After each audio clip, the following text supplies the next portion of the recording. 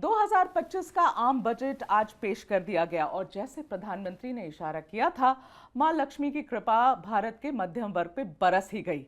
आज के बजट पर विस्तार से बात करने के लिए हमारे साथ हैं केंद्र संचार मंत्री, जिन्होंने पहले अपने कार्यभार में कई इंपॉर्टेंट डिपार्टमेंट संभाले हैं, जैसे सिविल एविएशन, पावर और कॉर्पोरेट अफेयर्स। ज्योतिरादित्य सिंधिया जी हमारे साथ जुड़ रहे हैं। आपका स्वागत है एबीपी पे सर। बहुत बहुत धन्यवाद।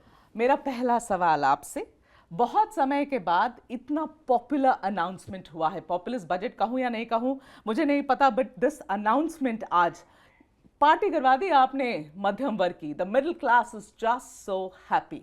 मगर विपक्ष आपका कह रहा है कि 3 दिन के बाद दिल्ली में चुनाव है, इसलिए आपने चुनावी बजट दिया है आज। कैसे जवाब देंगे? देखिए, हमें विपक्ष को जवाब देना नहीं है, हमको देश की जनता को जवाब देना है जी। और जो प्रधानमंत्री जी ने अपने इस एक बजट के आधार पर नहीं, लेकिन अपने 10 वर्षों के कार्यकाल में जी।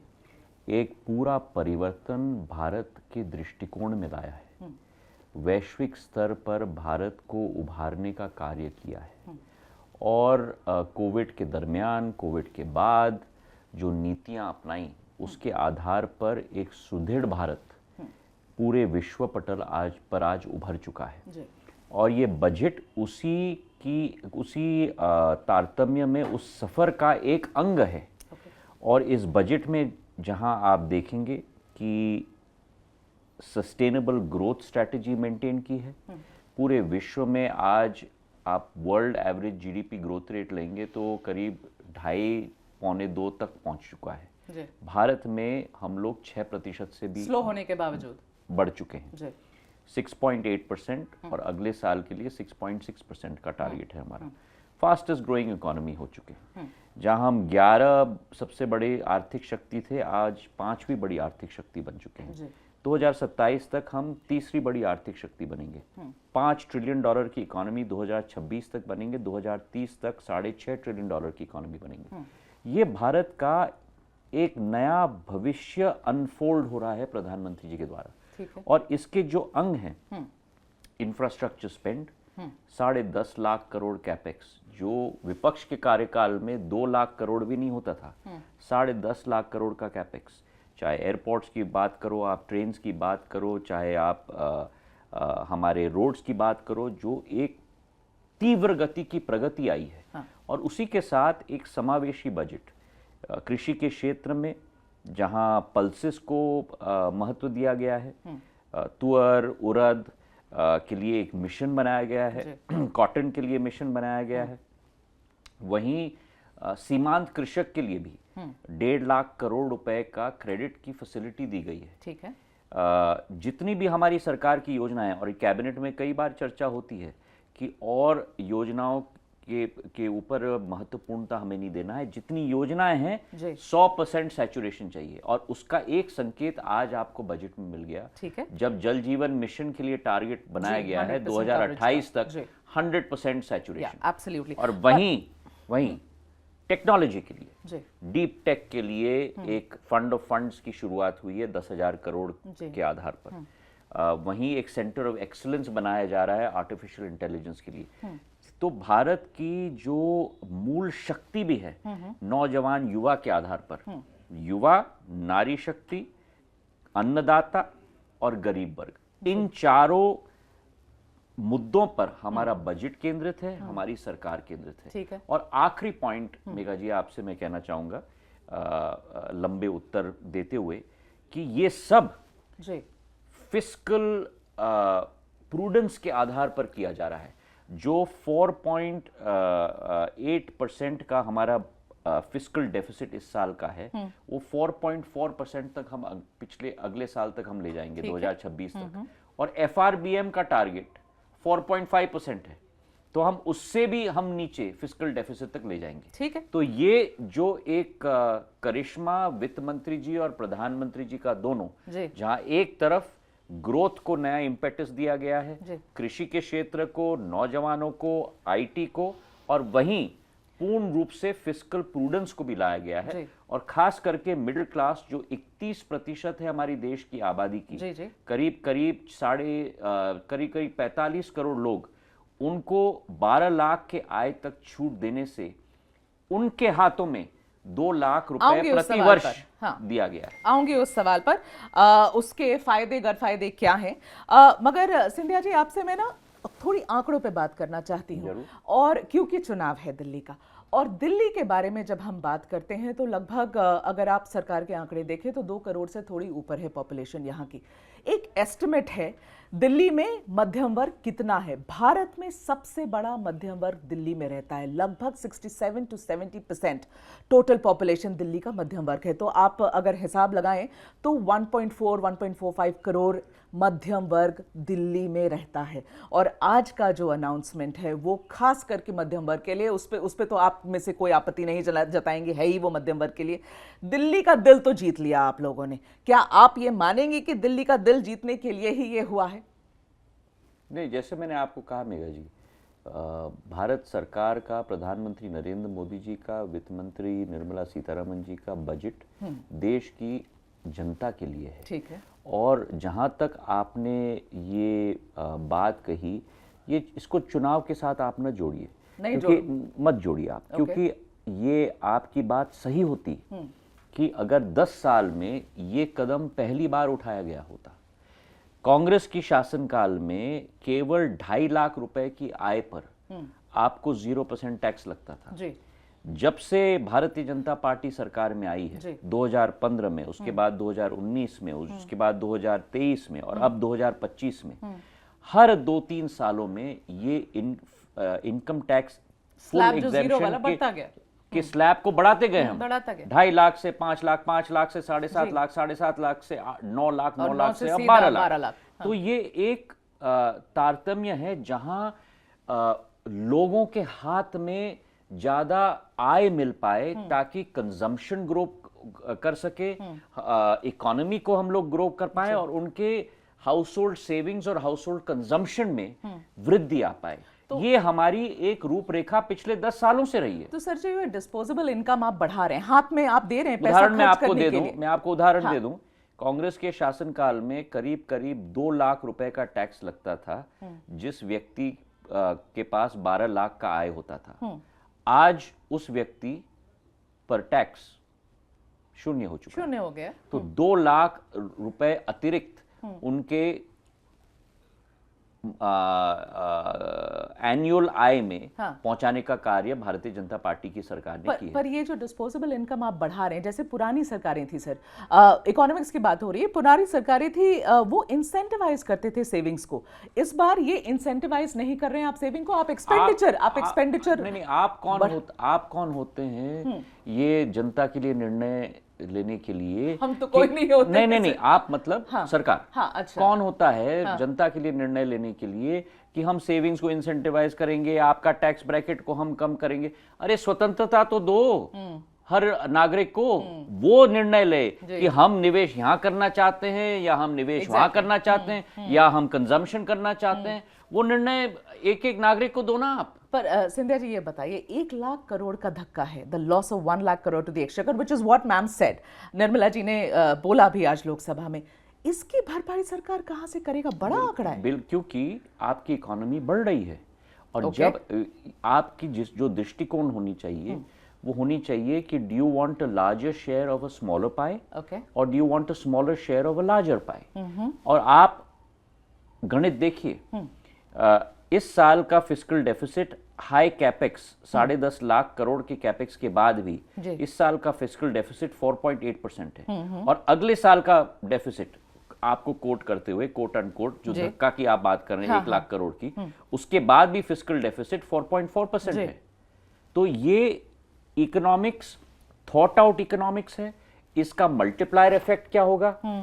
इसके आधार पर जो लोगों की आमदनी आएगी उसका मल्टीप्लायर इफेक्ट इकोनॉमी में क्या होगा? जीएसटी तो नहीं बढ़ाएंगे कहीं? ये थॉट आउट है। जीएसटी को बढ़ाने का विषय है ही नहीं, उल्टा मैं कहूंगा। और जीएसटी का बढ़ाना न बढ़ाना ये केंद्र सरकार का निर्णय नहीं है, अभी तो नहीं बता पाएंगे। ये सारे स्टेट्स मिलकर तय करते हैं जीएसटी काउंसिल में।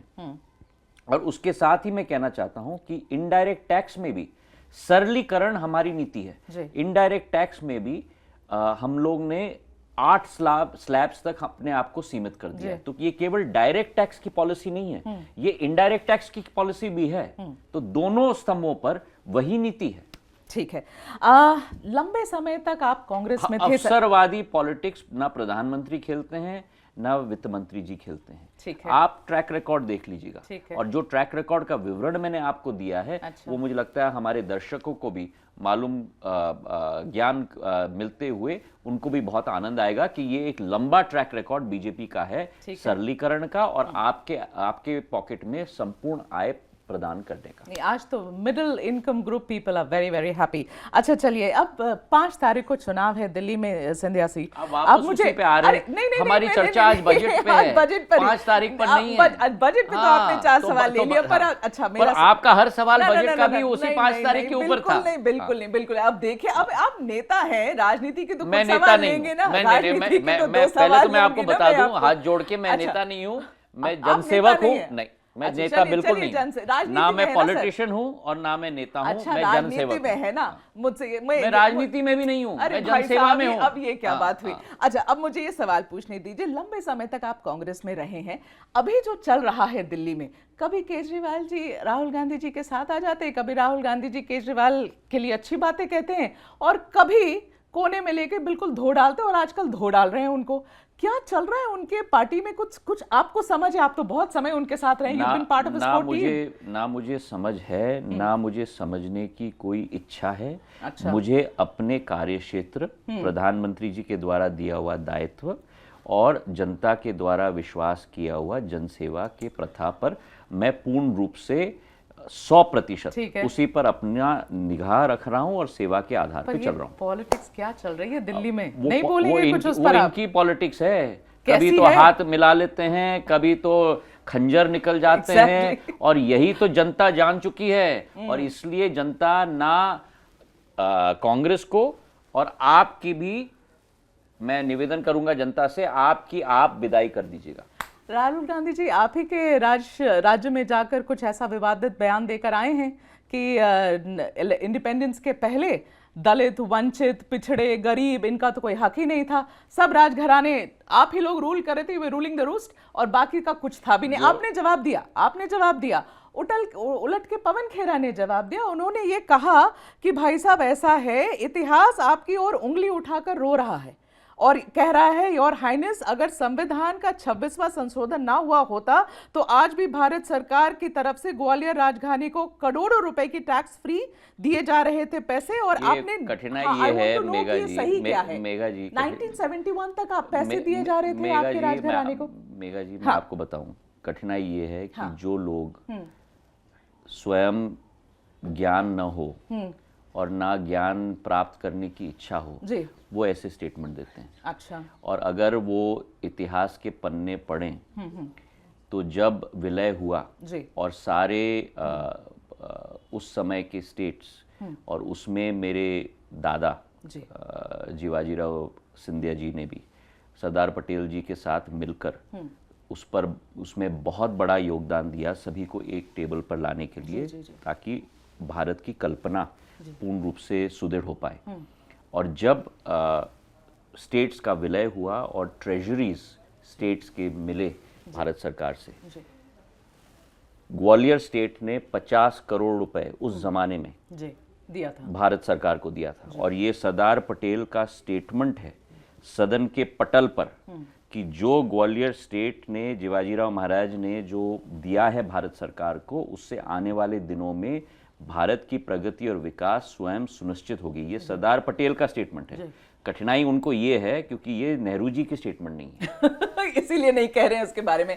आपसे जनता का एक सवाल पूछना चाहती हूँ। आप सिविल एविएशन मंत्री रहे हैं सर, कुंभ चल रहा है, यहाँ से दिल्ली से इलाहाबाद प्रयागराज की टिकटें जो 5,000 से 8,000 में बिक रही थी नॉर्मल टाइम्स में, 5,000 की आज 50,000 में बिक रही है एक साइड। क्या आपको नहीं लगता है कि सरकार को इसमें दखल देने की ज़रूरत है? ये तो लूट है ना, ये क्या है? कोई कैप ही नहीं है इस पर। देखिए, मैं आपको कहूँ कि एक तो भारतीय जनता पार्टी और एनडीए की सरकार ने बहुत तीव्र गति से एडिशनल फ्लाइट्स प्रयागराज के लिए पूरे देश भर से तैनात कर दिए हैं। रेल की सुविधाएं भी रेल मंत्रालय ने पूर्ण रूप से तैनात कर दी हैं। जहाँ तक फेयर सिस्टम है, उसमें एक फेयर मॉनिटरिंग यूनिट भी होता है नागर विमानन मंत्रालय के अंतर्गत, और जहाँ भी ऐसे peak fares, sudden increase in fares होते हैं, वहाँ उनको कंट्रोल करने की क्षमता भी फेयर मॉनिटरिंग यूनिट की किसी हद तक है। पर हमारा जो नागर विमानन क्षेत्र है एक सीजनल इंडस्ट्री है, और ये केवल भारत में नहीं है, पूरे विश्व में है। एक हाई सीज़न होता है, एक लो सीज़न होता है, और ये एक सिक्लिकल इंडस्ट्री है पूरे विश्व में। तो ये सही नहीं होगा कंपेयर करने के लिए इस सीज़न को किसी और सीज़न के साथ, पर उसी पिछले वर्ष के इसी सीज़न को इसी सीज़न के साथ कंपेयर करना उचित है, और वो हमें करना चाहिए। जहाँ तक कुंभ की बात है, जैसे उदाहरण के तौर पर जब गर्मी की छुट्टियाँ होती हैं, बच्चे छुट्टी पे जाते हैं, तो फेयर्स हाइक होती हैं। तो इस समर को पिछले समर के साथ हमको कंपेयर करना चाहिए। इस समर को मानसून के साथ हम कंपेयर नहीं कर सकते, क्योंकि वो डाउन सीजन है। पर जैसे कि कभी कभी दशकों में एक बार इवेंट होता है, जैसे अभी कुंभ में हो रहा है, वहाँ मुझे विश्वास है कि नागर विमानन मंत्रालय के द्वारा इस पर पूरी कार्रवाई जरूर होगी। ठीक है, मेरा आखिरी सवाल आपसे सिंधिया जी, पिछले विंटर सेशन में एक इंसिडेंट हुआ पार्लियामेंट में। टीएमसी के कल्याण बैनर्जी ने उठकर आपके ऊपर कुछ टिप्पणी करी। अगर पूरा स्टेटमेंट उनका सुने तो समझ में आएगा कि टोन एंड टेनर थोड़ी नेगेटिव थी। उन्होंने कहा, आप बहुत ब्यूटीफुल हैं, आप बहुत हैंडसम हैं, बहुत सुंदर हैं, आप लेडी किलर हैं। अब मैंने पूरी बातें सुनी, हाँ वो तो कट के मीडिया में चलती, पर मैंने पूरी बातें सुनी और मैंने समझा कि आप क्यों गुस्सा थे। लेकिन सोशल मीडिया पे बहुत लोगों ने ये लिखा कि भाई हैंडसम मंत्री है, अगर लेडी किलर बोल ही दिया तो इतनी ऑफेंड होने की क्या बात थी। नहीं, देखिए, इस बात पे मैं इतना ही कहना चाहूँगा कि रात गई और बात गई। मैं ऐसा व्यक्ति नहीं हूँ जो चीज़ें घट गई हैं और समाप्त हो गई हैं उन्हें याद करके। आपने अपॉलॉजी एक्सेप्ट नहीं करी? मैंने उस समय एक्सेप्ट नहीं किया, क्योंकि और कुछ भी बहुत कुछ उन्होंने कहा था इसके अलावा जी। और मैं उनको बहुत दिनों से जानता हूँ, आज से नहीं जानता, 25 साल से उनको जानता हूँ, मेरा एक रिश्ता रहा है। हाँ। पर जो भी हुआ हो, अब वो बीती बात हो गई। जिंदगी हमें आगे ले जाना है, सकारात्मक तरीके से आगे ले जाना है, और जो हो गया सो हो गया। अब आगे चलो भाई, और जिंदगी के राह पे चलो और सकारात्मक कार्य करो। सारे जवाब पॉलिटिकली करेक्ट होते हैं सर आपके, बट हमें समय देने के लिए बहुत बहुत धन्यवाद। Thank you so much. Thank you so much. For exclusive and insightful videos, subscribe to our new channel ABP Live Premium.